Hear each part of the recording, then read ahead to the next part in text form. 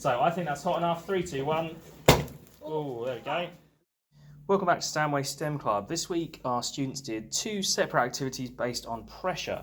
So the first activity is called a Cartesian Diver. So the students were tasked with making a little object that would float in water, but when you squeeze the bottle, it begins to sink. Now, the instructions I gave the students for this was to take a paper straw, cut off about a 2-inch section, okay?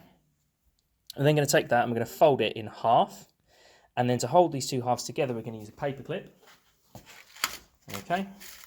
And you want to get a paper clip that manages to fit into the 2 sides here. So it fits in that side and that side. So that holds it together. And what we've made now is a little tiny, if I can focus, a little tiny tube of air, essentially, with a little hook at the bottom. Okay. And on the hook, we can put a little bit of mass. So we're going to take a bit of blue tack.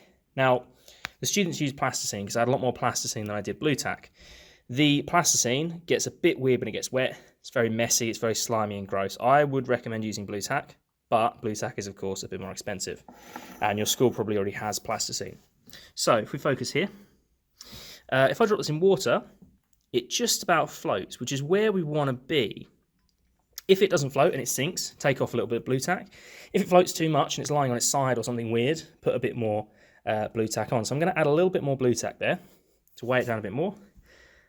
That, I reckon, is perfect because it is just about floating, but it wants to sink. And if we push it down, it takes a little while to come back up. So what we want to do is make something that is almost the same density as water, but it will just about sink. What we do then is we take it and we put it into a soda bottle. Okay, here's my soda bottle. And I'm going to need to zoom out a little bit. Okay, here is my soda bottle. It is full completely to the top. What we're going to do is we're going to unscrew the cap. We're going to place our little floater in there.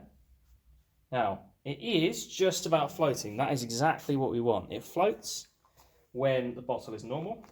Screw the lid on nice and tight so we get a good seal. And hopefully when we squeeze the bottle, it sinks. And we let go, it floats. Squeeze it, it sinks. And what you can do is you can kind of trap it in the middle by changing the pressure, look. There we go. Trap it in the middle, just about there, release, goes up a little bit, goes down, goes up. Now the students love this, okay? They thought, fantastic, what a challenge.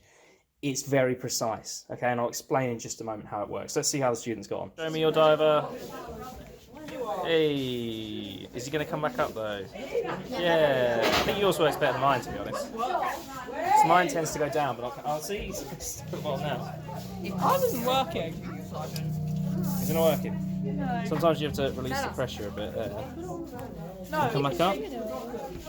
Come back up. He's making bubbles. It's not a good thing. I think he died. Is it working? Yeah. Yes. There it is. Make it sink. Yay! A diver. You can take the label off so you can see a bit better. So, look, it's like whenever I squeeze it, it's going down. There you go. And then you let go and yeah, floats. and then it goes up. Perfect. Like, is it like to do with the paper clip, like inside of it, like trying to go up there? Sort of. It's to do with pressure, isn't it? Because when you squeeze it, you're increasing the pressure. I split apart, but it's still working. Take the label off so you see it better. We'll see the physics in action. I've made the colour maroon. Nice, okay. Go on, squeeze it. It sinks, and you let go, and it floats back. Yes, so that's where mine wasn't working. It sank and it didn't come back. Okay, time for a bit of physics, time to explain. What we're seeing in our bottle is we squeeze the bottle and the diver sinks. So by squeezing the bottle, we are increasing the pressure within the bottle. Pressure is inversely proportional to volume at constant temperature. So what that means is when we increase the pressure, we decrease the volume. Makes sense. We also decrease the volume of air inside the little paper straw. Now if we look at another physics equation for density, you should know that the volume is the denominator. So if we decrease the volume, we're actually increasing the density.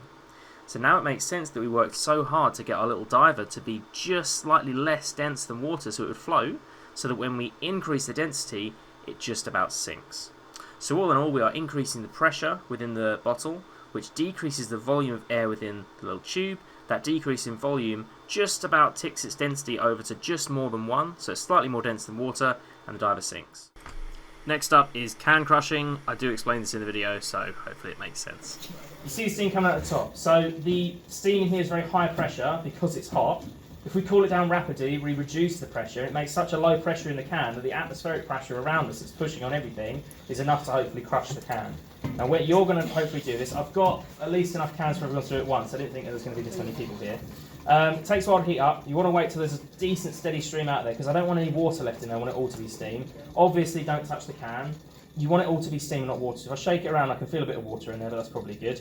And then the point is, you need to transfer it as quickly as possible from here, upside down into there, so that the hole at the top is met with the water, it cools down the gas and it crushes. The quicker you do it, the better, but what I don't want is you whipping a Coke can across the room and flinging hot steam and stuff at people. Okay, so basically, you need to have nobody standing next to where your thing is. So I think that's hot enough. 3, 2, 1.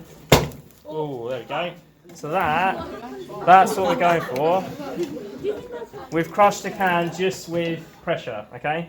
And it's not that the water crushed the can. I made such a low pressure in there that the pressure around us pushed in on it, okay? That looks pretty good. Go for it. Flip it. Hurry up. Oh, dropped it.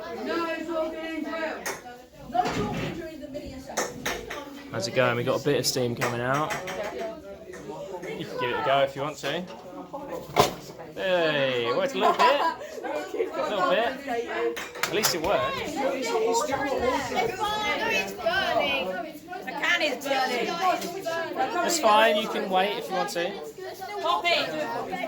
Whoa, that was a really good one. That was a really good one. Whenever you're ready, Matilda, just get your technique down. All right, sir. That's a good one. Hey, that's a good one. Make it like that and then drop it instantly. So you don't need to drop it, literally just turn it upside down and put it into the water. Right, when you're ready, give it a go, give it a go. Go, put it down, down, down, down. We weren't going down. It weren't on attaching. Yeah. So it's about the technique. You can try and hold it towards the bottom of the can so that when you flip it over, it goes down into the water. Yeah, it melted. Yeah, whenever you're ready, Spencer. Oh! It needs to go whole side down when you're ready, Finn. Could have fixed my eyebrows yesterday. 3, 2, 1. Hey, it worked. Oh, good. When you are ready. Hey, that's a good one. I like that. When you're ready, Finn. Look a bit closer. Flip it over. Hey, it worked. Now. Hey, you see that was a good one. Puff of steam, nice.